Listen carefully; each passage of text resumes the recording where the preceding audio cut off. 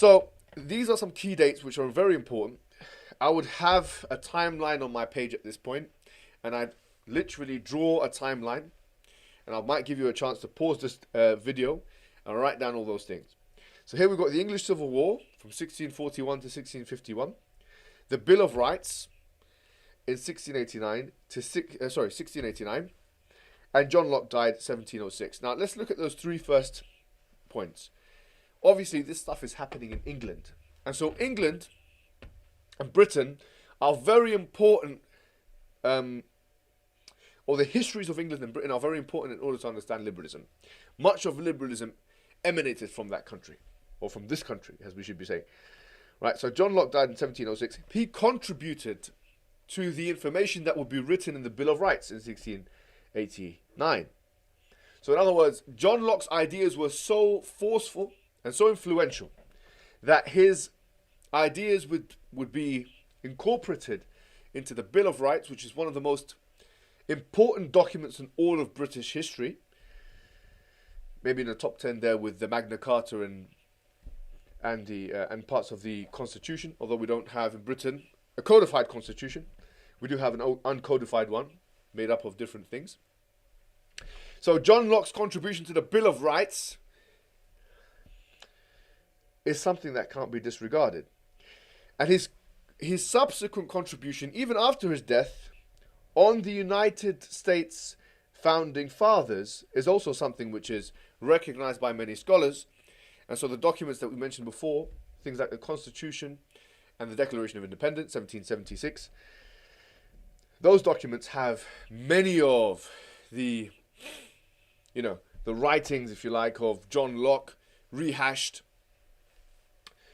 into them. So he had a profound impact, not only on the legislative and the constitutional formatting of the United Kingdom's system, but also the United States of America itself, which was, by the way, one of the only countries in history to actually formally have a liberal basis.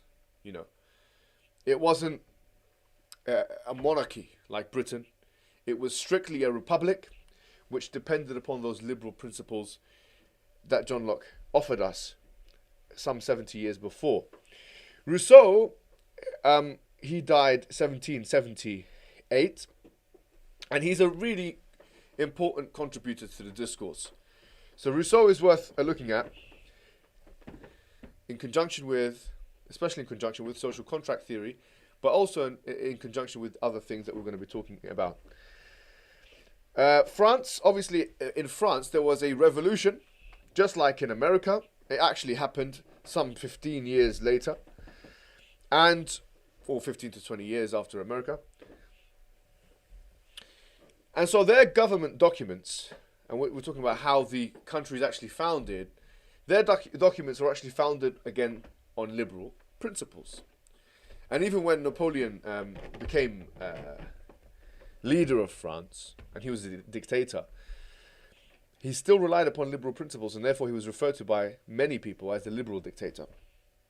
Immanuel Kant is one of the most important philosophers of all time in the Western world, and he was, in fact, you could certainly argue, he was a liberal himself. He did have his own philosophical system of categorical imperatives, but he did contribute to liberalism, especially in the field of what you call cosmopolitanism, which is the idea of universal law, which would then have an impact on organs and institutions like the United Nations, for example, which obviously incorporated this idea of a universal law. And then we're going to visit that as well, because there's issues of enforcement. So if you have a universal law, who should be the enforcers of that law? And as we know, the United Nations is almost always going to be the hegemonic power. John Stuart Mill, we talked about him. He was in the Victorian period in England. So once again, a British English philosopher contributing to the discourse. And if my memory serves me correctly, the Victorian era started from 1837. So he was somewhere in the middle of the Victorian era. He died 1873.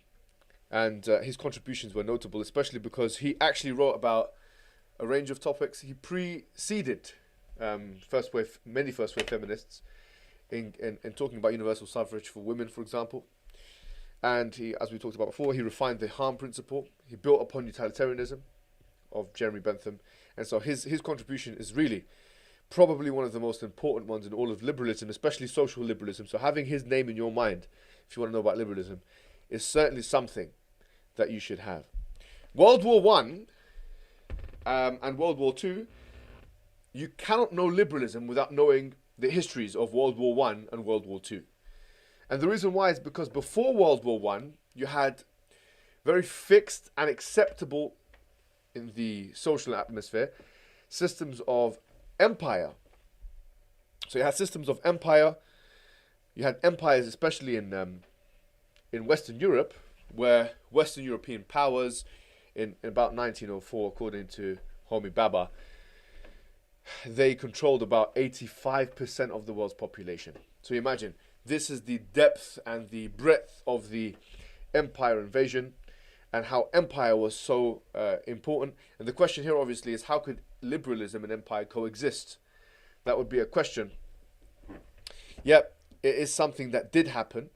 And obviously the after World War One aftermath, the aftermath after World War One was something which shaped the way in which we understand liberalism altogether, especially with the establishment of the League of Nations, especially with new treaties and peace treaties that would happen between different countries that were at first in competition with each other in terms of empire and so on. World War II, once again, one of the most catastrophic wars in all of human history in terms of human casualty. And we all know the story of the Nazis and the Holocaust and all those atrocious and monstrous things that happened in that time period. But having said that, what happened after World War II with kind of like, you could say, the collapse of empire and the emergence of what you call a bipolar system. A bipolar system in international relations is where you have two major superpowers. In the case of after World War II, the two major superpowers was, of course, Soviet Union and the United States of America. And so after World War II, what you had is the Cold War from 1945 up until about 1991 to 94, depending on how you do your calculations.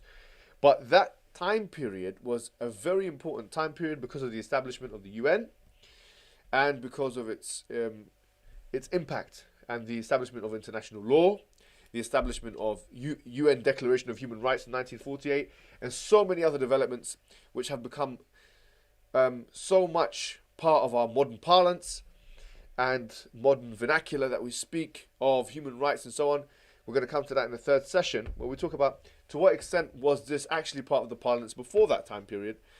That's an important consideration, and obviously an important one for the history of liberalism. And we leave that to the final point, is the Human Rights Declaration in 1948, which we'll spend some time actually studying by itself.